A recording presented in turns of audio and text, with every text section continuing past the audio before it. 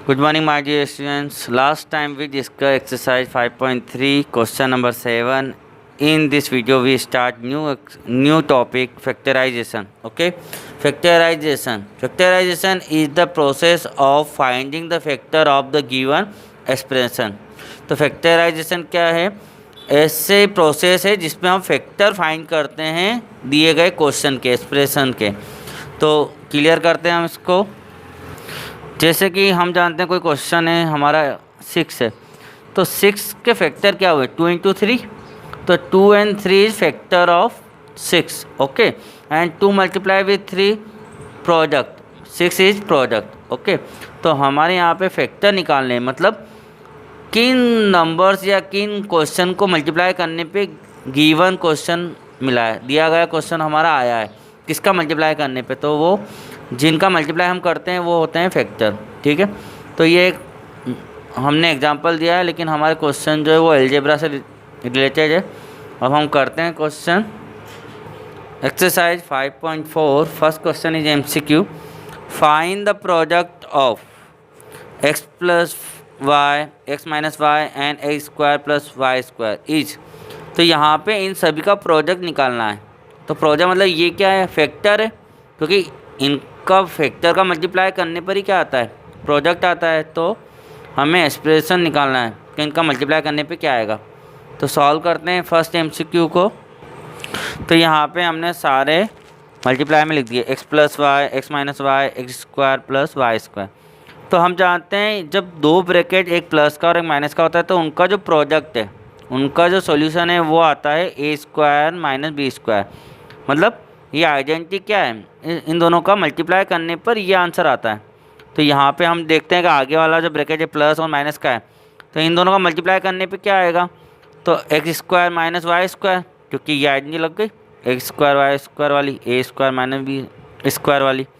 अब इन दोनों आगे वाले दोनों मल्टीप्लाई, दोनों ब्रैकेट का मल्टीप्लाई ये आया, पीछे वाला सेम लिखा हमने X square plus Y square. लेकिन अब यहाँ पर आप देखोगे तो ये भी एक ब्रैकेट माइनस का और ये ब्रैकेट प्लस का है, और आगे के नंबर सेम है, पीछे के नंबर सेम है, तो यहाँ पे वापस से यही आइडेंटिटी लग गई अगेन।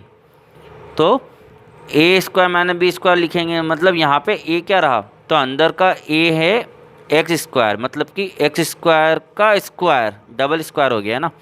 ये नीचे वाला क्या है? ए है, तो X square square minus B square, मतलब बी क्या है? वाई स्क्वायर है, तो वाई बी स्क्वायर स्क्वायर। अब जब डबल पावर होती है तो एक्सपोनेंट लो हमने पढ़े हैं कि पावर का मल्टीप्लाई होता है। तो एक्स की पावर 4, 2 इंटू 2 4, माइनस वाई की पावर 2 इंटू 2 4, तो X power 4 minus Y power 4, ये हमारा आंसर है, जो हमारा ऑप्शन नंबर सी है। Therefore the option C is correct. तो सी ऑप्शन हमारा करेक्ट हो जाएगा। नेक्स्ट MCQ देखते हैं। The value of 20.4 into 19.6 is. तो यहाँ पे हमें इसकी वैल्यू निकालनी, तो इनका मल्टीप्लाई करके आप आसानी से वैल्यू निकाल सकते हैं। ठीक है, कि कौन सा आंसर आएगा। तो मल्टीप्लाई आपको आते ही है, क्योंकि यहाँ पे ये कंफर्म नहीं दिया है आइडेंटिटी का यूज़ करना है। हालांकि ये सवाल आइडेंटिटी से भी हो सकता है। ठीक है, तो ये मल्टीप्लाई करने पे ये आंसर आ जाएगा, बी वाला ऑप्शन। ठीक है, नेक्स्ट क्वेश्चन देखते हैं थर्ड वाला। थर्ड वाले में है PQ equal to 6, P plus Q equal to 5, then P square plus Q square equal to question mark. मतलब हमें P square plus Q square equal to question mark निकालना है ना। तो ऐसा नहीं कि इस 5 का स्क्वायर कर दें तो हमारा आंसर आ जाएगा, ऐसा नहीं है। यहाँ पे P प्लस Q दे रखा है, PQ दे रखा है, इन दोनों का यूज़ करके P square plus Q square निकालेंगे। तो आइडेंटिटी का यूज़ करेंगे। तो सॉल्व करते हैं थर्ड वाला क्वेश्चन। तो PQ equal to 6, P plus Q equal to 5, P square plus Q square निकालना है। तो हमारी आइडेंटिटी देखो यहाँ P प्लस Q है ना। तो इसका होल स्क्वायर अगर हम करते हैं तो हमारा P square plus Q square आ जाएगा। तो A plus b whole square equal to identity होती है a square plus b square plus 2AB, या 2AB बीच में भी आता है, उसको हम लास्ट में भी लिख सकते हैं। तो हमने इसको लास्ट में लिखा है। तो ये आइडेंटिटी हमारी हम पहले भी यूज़ कर चुके हैं। तो इस आइडेंटिटी का यूज़ करके हम सॉल्व करेंगे। तो हमारे यहाँ पे हमारा जो क्वेश्चन है p प्लस क्यू उसका होल स्क्वायर लिखा, तो आइडेंटिटी क्या लगी, p square plus Q square plus 2ab 2pq। ठीक है, अब p प्लस क्यू की वैल्यू 5 है, मतलब 5 का स्क्वायर हो गया, 5 लिखकर square equal to p square plus Q square निकालना है, प्लस 2 मल्टीप्लाई पी क्यू मतलब ये मल्टीप्लाई में है, तो मल्टीप्लाई के लिए पी क्यू हमें 6 दे रखा है, तो इस पी क्यू की जगह पर 6 का मल्टीप्लाई होगा 2 के साथ, तो ये हो गया 12 और ये 5 का स्क्वायर 25, ये 12 जो है दूसरी तरफ जाएगा तो 25 माइनस 12 हो जाएगा, 25 minus 12 equal to P square plus Q square, तो यहाँ पे पी स्क्वायर क्यू स्क्वायर हमारा क्या आया 13 आ जाएगा, तो ये हमारा ऑप्शन नंबर जो है वो डी जो ऑप्शन है वो करेक्ट हो जाएगा। ठीक है, तो ये कंप्लीट हो गया हमारा एमसीक्यू। नेक्स्ट क्वेश्चन देखते हैं, सेकंड क्वेश्चन सेकंड हमारे पास है find the greatest common factor of the following monomial. तो मोनोमियल के ग्रेटेस्ट फैक्टर निकालना है, तो देखो ये भी सिंगल है और ये भी सिंगल है, दो सिंगल अलग अलग क्वेश्चन है, इन दोनों में क्या कॉमन है वो हमें बताना है। ठीक है, तो यहाँ पे केवल 2 सिंगल है, यहाँ पे भी 2 क्वेश्चन है, आगे हमारे पास 3 क्वेश्चन है, फिर आगे इसमें भी 3 है, इसमें 2 है, अगले वाले में भी 2 है, तो कुल मिला के 6 क्वेश्चन है। तो हम यहाँ पे 2 क्वेश्चन सॉल्व कर लेते हैं, प्रोसेस सभी का सेम रहेगा, तो रिमेनिंग क्वेश्चन आपको होमवर्क में करना है। तो हम करते हैं क्वेश्चन नंबर थर्ड हमारे पास जो है वो है 10a square B cube 14ab and 2a cube B square, इसका ग्रेटेस्ट कॉमन फैक्टर हम निकालते हैं। तो एक सवाल समझ में आ गया तो आप आसानी से सारे सवाल कर सकते हैं। तो यहाँ पर हमने क्या किया, सारे सवालों को एक एक करके लिखा। जैसे फर्स्ट वाला है 10a स्क्वायर बी क्यूब, तो 10a स्क्वायर बी क्यूब। अब हम इसके फैक्टर करेंगे, तो 10 के फैक्टर क्या होते हैं 2 × 5। अगर हम वो प्राइम फैक्टराइजेशन मेथड करें तो उसमें 2 से पहले डिवाइड करेंगे, फिर 5 टाइम जाएगा, फिर 5 से करेंगे, फिर 1 आएगा, तो यहाँ पर 1 लिखने की ज़रूरत नहीं है। ठीक है, तो 2 × 5 10 का फैक्टर हो गया। a स्क्वायर, तो a कितनी बार है 2 टाइम, तो a को 2 टाइम लिखा, b को 3 टाइम लिखा, ये हमारा फर्स्ट वाले का फैक्टर हो गया। फिर इक्वल दूसरा वाला लिया 14ab, तो 14 का 2 से जाएगा, फिर 7 से जाएगा, a और b लिखा, a मल्टीप्लाई b लिखा। फिर थर्ड वाला 2a क्यूब बी स्क्वायर, 2 एक बार है तो 2 लिखा, a को 3 टाइम लिखा, b को 2 टाइम लिखा। ये तो हमारे फैक्टर हुए, लेकिन हमें निकालना है ग्रेटेस्ट कॉमन फैक्टर।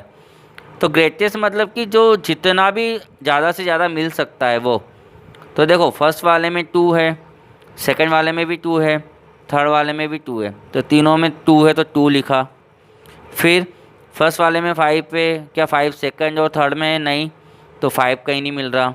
उसके बाद a फर्स्ट वाले में, सेकंड में भी a है, थर्ड में भी है, तो a भी मिल गया, a भी लिख दिया। फिर सेकंड टाइम a है, क्या सेकंड टाइम इसमें है नहीं, इसमें तो है लेकिन सभी में मिलना चाहिए। अब b देखेंगे, b इसमें भी है, इसमें भी है, इसमें भी है, तो b मिल गया, तो b भी लिख दिया। सेकंड टाइम भी इसमें है, इसमें नहीं है और इसमें है, लेकिन सभी में मिलना चाहिए तो नहीं लिख पाएंगे। थर्ड टाइम भी नहीं लिख पाएंगे। अब 7 केवल इसमें है, सभी में नहीं है, तो इस तरीके से सभी में अगर जो कॉमन है वो ग्रेटेस्ट हुआ। तो 2 सभी में मिला, 2 लिखा, a सभी मिला, a लिखा, b सभी मिला, b लिखा। तो इन तीनों का मल्टीप्लाई जो हमारा आएगा वो आएगा 2ab, 2 आगे लिख देंगे और a भी लिख देंगे, तो 2ab, ये इट इज आंसर। तो greatest common factor equal to 2ab, ये हमारा आंसर हुआ क्वेश्चन नंबर 3 का। अब इसी का 4 पार्ट करेंगे। तो 4th पार्ट जो हमारे पास है वो है 150x 15x cube and -45x square.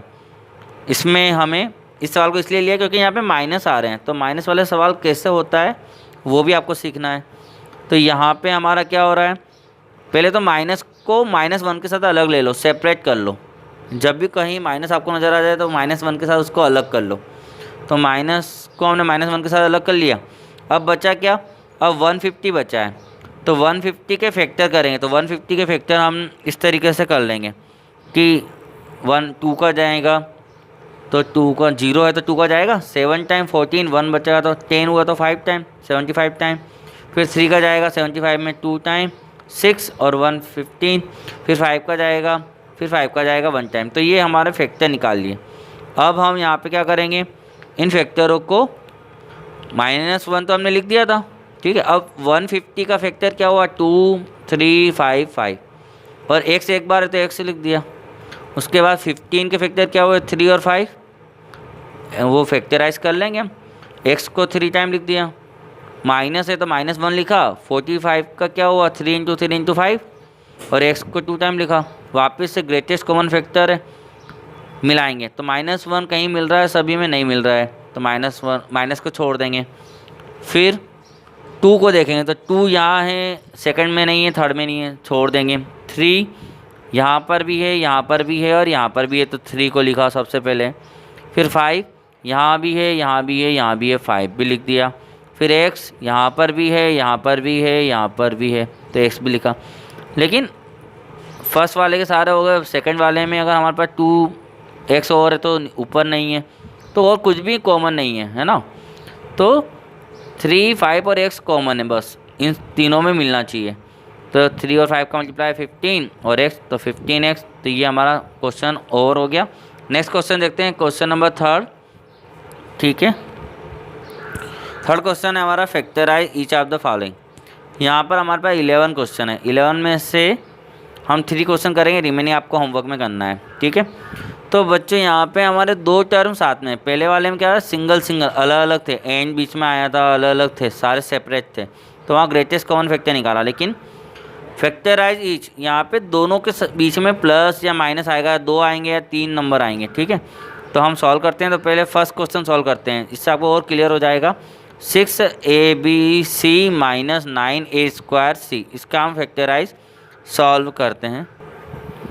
तो यहाँ पे हम 6abc - 9a²c इसका फैक्टराइज करेंगे। तो सबसे पहले हम क्या करेंगे, पहले वही प्रोसीजर जो हमने पहले किया था, आगे वाले के फैक्टराइज कर लें। तो 2 के फैक्टर क्या, सॉरी 6 के फैक्टर क्या हुए, 2 × 3, और a b और c, माइनस 9 के फैक्टर क्या हुए, 3 × 3, a 2 टाइम है तो a को 2 टाइम लिखा, c 1 टाइम है तो 1 टाइम लिखा।